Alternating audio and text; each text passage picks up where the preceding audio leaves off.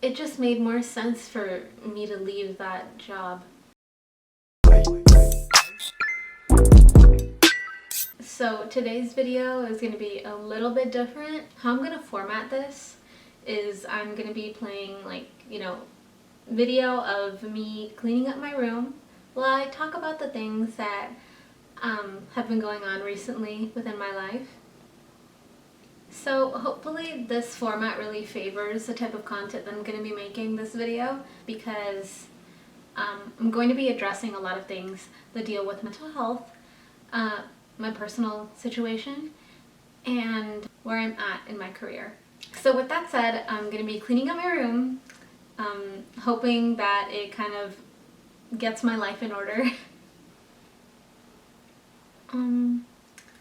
So this video is going to be a little bit more different than the past videos that I've already uploaded on this channel. And I thought that there was really no better way to document what my experiences are at this moment in time than to just record it and then talk about it, so that maybe in like a few months or a year I can look back at this and say, oh, okay, I finally figured this stuff out. So right now it's January 2022 and a lot has happened since the past few times I've spoken to you guys. And when I say you guys, it's mainly just my boyfriend, because I think he's the only one that really comments on my videos, other than a few other people. Who knows if this is gonna attract their attention or not, but I think it's worth sharing. So right now I'm gonna talk about where I am in my career and how that relates to what I am currently like in my mental health state. So for a long time I've kind of been one of those people that like jokes about what their mental state is. It's like, oh yeah, I carried my jacket, I remembered my keys, my wallet, but I forgot my will to live, and it sounds really bad because I've never really been one of those people to make jokes like that, because I don't think it's really funny to make like unaliving jokes like that. And I always wondered, like, why was I saying that? Is it just because my sense of humor is becoming a little more dark, or is it because like internally I have like a struggle that I'm going through? Recently I just resigned from a job that I've had for close to 3 years, and when I first started there, I think I kind of like fell in love with it, because as a student you're told to go out into the real world and get a job, and for a long time like I struggled trying to find that job, a fit that was really good for me. And because I struggled so much, I think when I finally got a yes, I kind of like threw myself like head first, because I just wanted an experience. I wanted to become an adult. Like around that time I wanted to, the typical LA dream, get a job in LA, move there, start your career. And it was very like a girl boss mentality. It is like a major goal for me that I was able to get that. And usually around that time I saw a lot of self-help, pro therapy Instagram posts. I'm very sure all of us have seen that type of stuff. I don't want to say they all say the same thing. I think whenever we see something like that, we take it and interpret it in our own way, apply it into our personal lives. So whenever I would see those, it would be like, oh, just breathe, relax, take things one at a time, and you'll be able to get through things. Simple little things like that. I don't think there's anything wrong with people who make those posts, or the people that like them.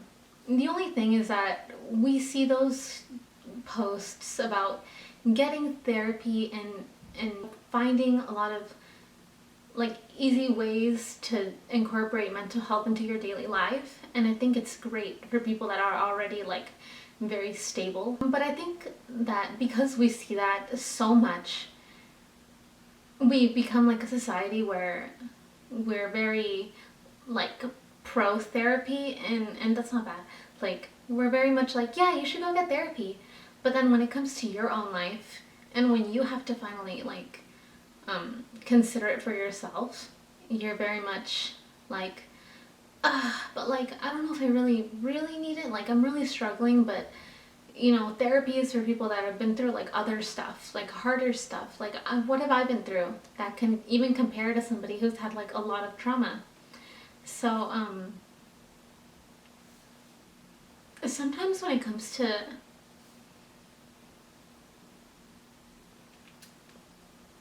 sometimes when it comes to people that can't even really narrow down what their sadness is, that's what makes them wrestle with that idea, because those are the people that understand that they have something going on, but they can't really pinpoint it down. Like, you're just sad for no reason.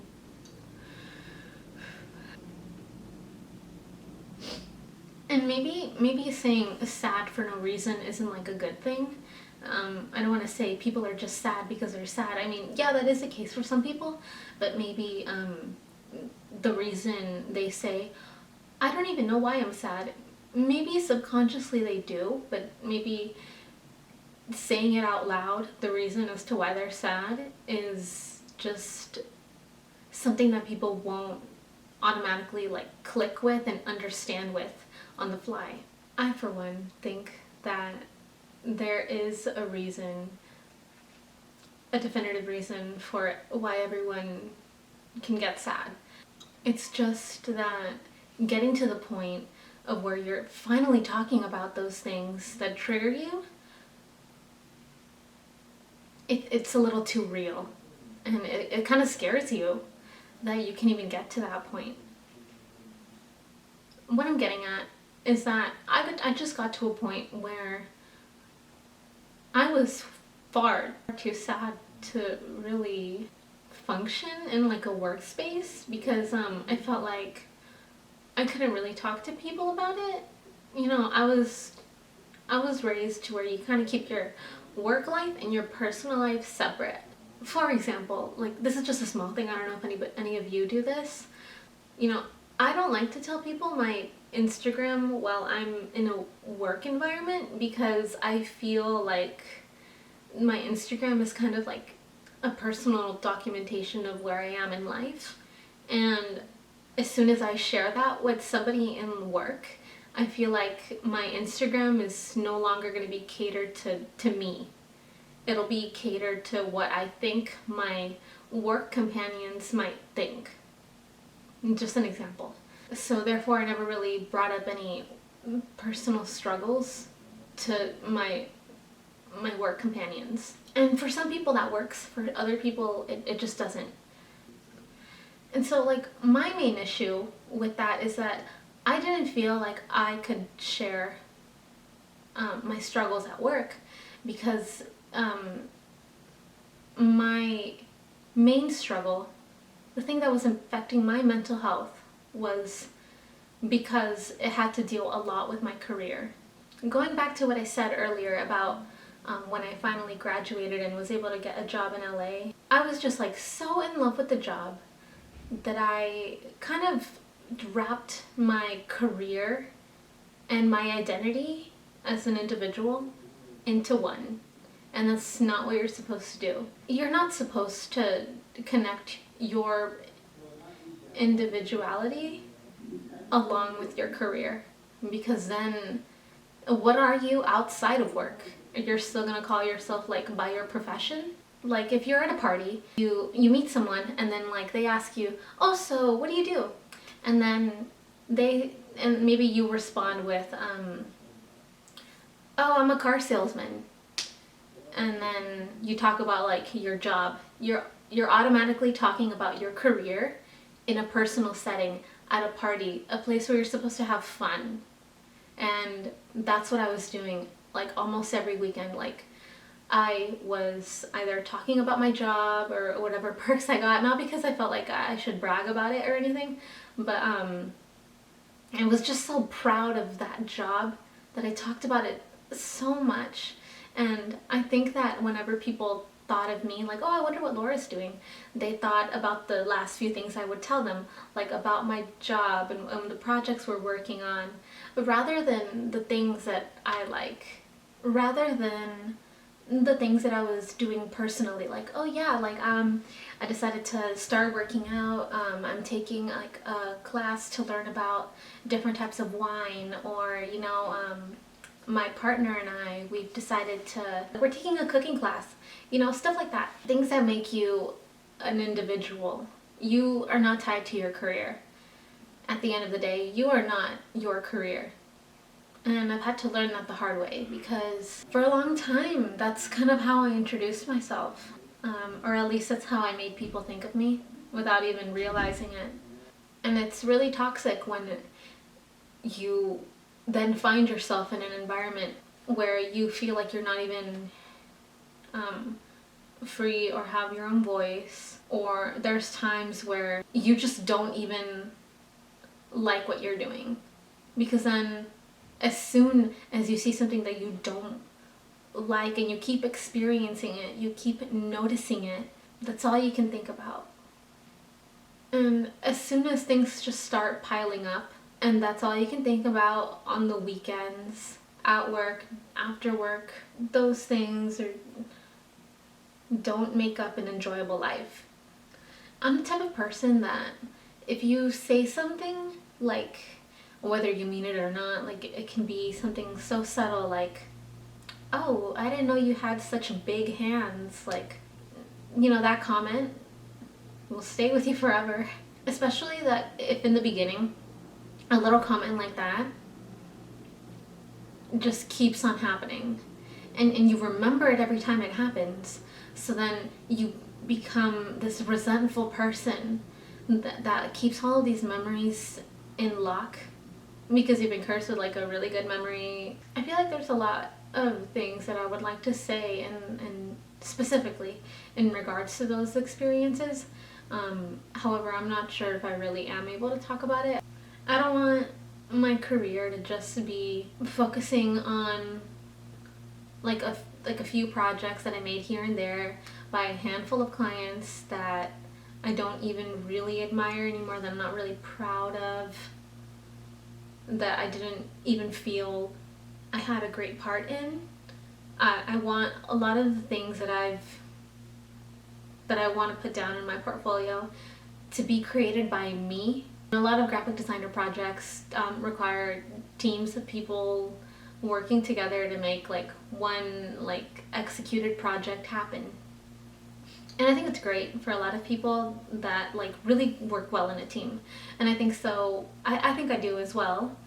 However, as an individual, I think it's hard to put your name on something that you didn't make completely on your own, because as soon as you say like, oh, you see that banner over there? Oh, I designed that.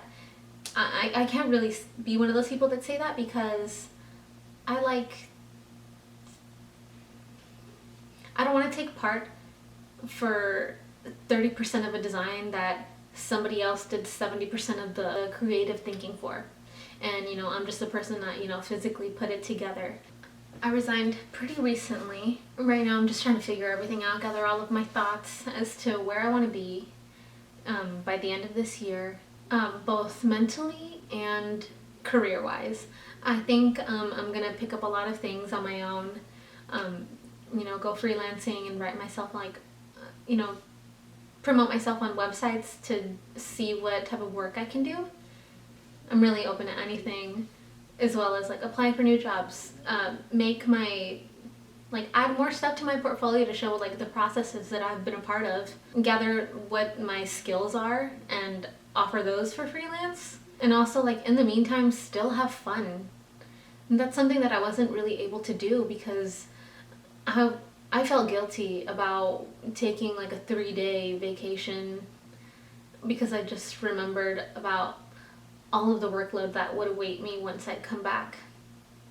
Eventually in life, I want to have a family. I want to have a house. I have goals. But of course, with those goals, they are very centered on what type of money I can make. So it doesn't really suit me to just be at home and not be making any money, because I still have rent to pay. I mean, I have to make a living paying everything, All of these things that I'm mentioning right now were things that I don't think I could really accomplish with my past job, because there wasn't really that much free time I had, not as many vacation days. The thought of wanting to get like maternity leave like was very much not an option. So with all of that said, it just made more sense for me to leave that job, because it wasn't really making me happy in the personal aspect. I am proud of the stuff that I worked on while I was there. I think towards the end I just kind of hit a wall creatively, personally, and kind of figuratively as well. These types of personal struggles that I felt like I couldn't really share in that type of environment. One, because I kind of didn't feel comfortable sharing those experiences with other people, but also because I knew that if I did, they wouldn't really be welcomed or encouraged to talk about, because there was this mentality there that was like, I don't really believe in therapy. So it's been 3 years since I heard that comment, and I just knew ever since I heard it that I could never really talk about my personal struggles without a person in power telling me, oh, well, this is what I do. Listen to this podcast. Or, I read this self-help book, or I saw this motivational speaker video on Facebook, and it's like, all of that is just catered to like this general audience, but that's just not me. So once I finally came to that conclusion that I could no longer handle like the mental turmoil along with a heavy workload life, I just knew I had to either balance them or pick one over the other. And because of that mental state, I chose the second option, which was to just step back and figure it out, get my mental health in order, or at least in a better state, so that I can verbalize it and figure out what it is that I need to do next. And it's only like been so far like 4 days since I last was there. I think the hardest part that comes along with that is like, telling people. And it hurts a lot more when you have like coworkers that you truly care about, that you don't even consider coworkers, you consider them more like friends, because you're a part of their life and they're a part of your life, that as soon as you leave the environment for which you met in, it's kind of like a breakup. Telling them is also kind of like, it's not because of you, it's because of me. But truly, at the end of the day, I think most coworkers will understand that you are a person outside of work, before work, and before you even got an interview there. You're your own person and have every single right to make the best decision that's right for you. I think that was why I was delaying my resignation for so long, is because I just didn't feel like I could explain it very well to a coworker.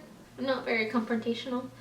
I said it over the phone, and I didn't really have like any like bullet points or a script in mind. I just said it as it was.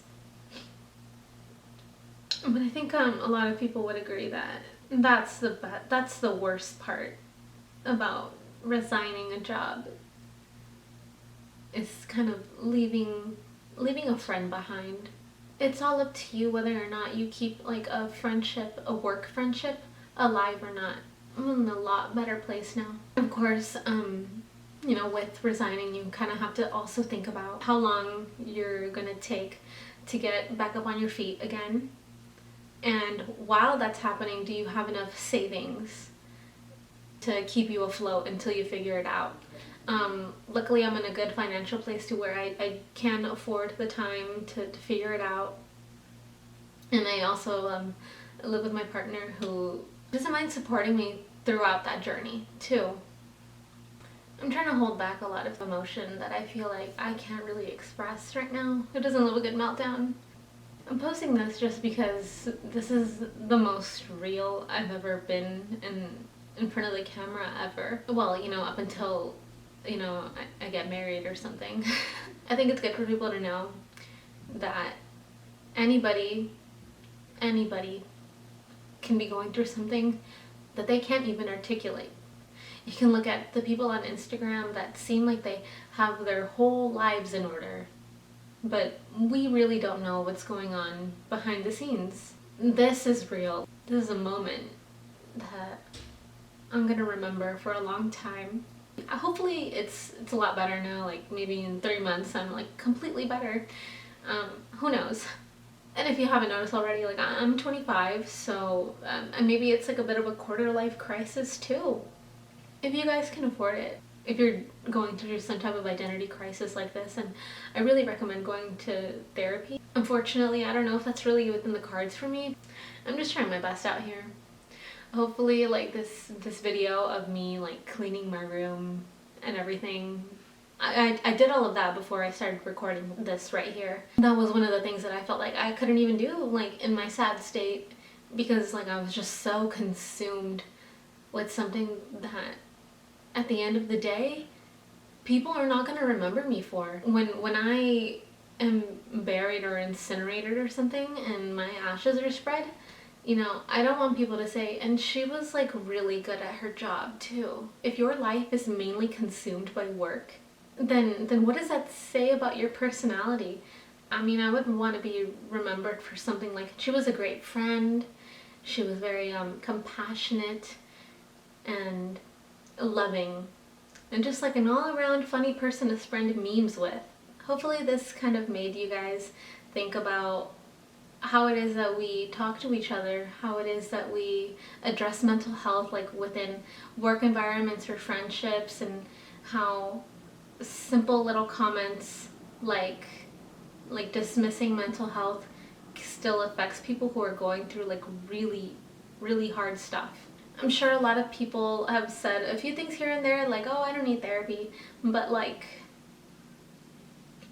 simple comments like that can affect people that are kind of going through that, and that shouldn't be the case. You should feel free to talk about whatever stuff you're going through and how it makes you feel without feeling judgment from others. I'm glad I have this little space I made for myself.